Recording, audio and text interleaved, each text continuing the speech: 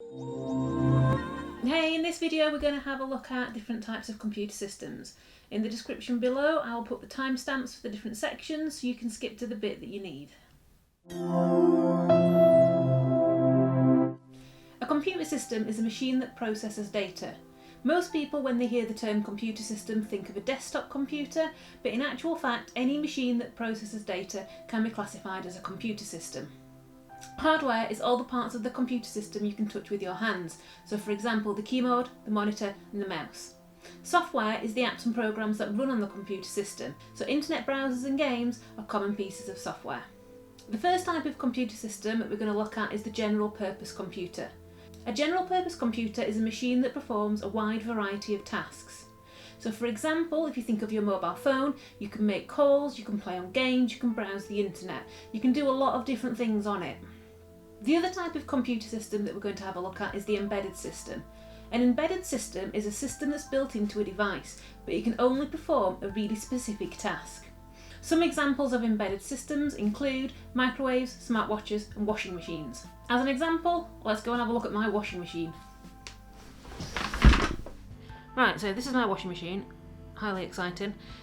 You've got a dial you can turn, and you can see that the computer system is turning on, and then I can do a wide variety of very exciting things like delay the start time, so I can put the washing machine on at night and it'll come on automatically in 8 hours while I'm asleep, and then by the time I've gotten out of bed, washing will be done. If we compare that to the tumble dryer, it's got no embedded system built into it, it's just a turn dial that controls how long it's going to be on for. So now we've seen different types of general purpose and embedded computer systems, we'll need to have a look at the advantages and disadvantages of embedded systems.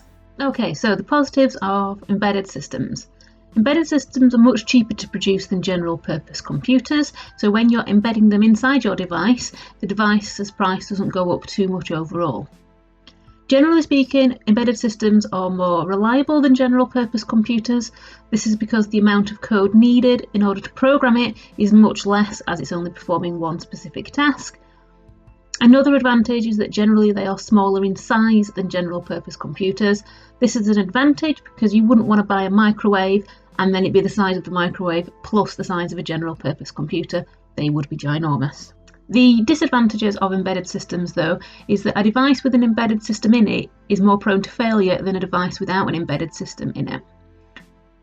It's also harder for people who are digitally illiterate to operate. So what this means is if you're not very good at using a computer in the first place, you're going to struggle to get your washing machine working if you don't understand how to work the embedded system. Another big problem is the lack of consistency between manufacturers. So this means that there's no standard way of building an embedded system, for example in a microwave. So you might figure out how to use your microwave, and then when it needs replacing in a few years' time, you might have to figure it out all over again, and that can be off-putting to people who maybe aren't very good at using computers in the first place. Okay, so to round off the video, we'll have a look at this exam question. It's from the June 2019 paper of the old spec, but it still applies to new spec. So Xander also has a smartwatch. Tick one box to show whether the smartwatch or the laptop is an example of an embedded system. It's fairly straightforward, you've got a 50-50 chance of getting it right. You should hopefully understand by now which one of these is the embedded system, so that's the smartwatch. And then for part II, you need to justify your choice. So the best way to go about this is by giving the definition of what an embedded system is, but as always, linking it back to the scenario. So in this case, the scenario is a smartwatch. Right, that's it for this video, so until next time.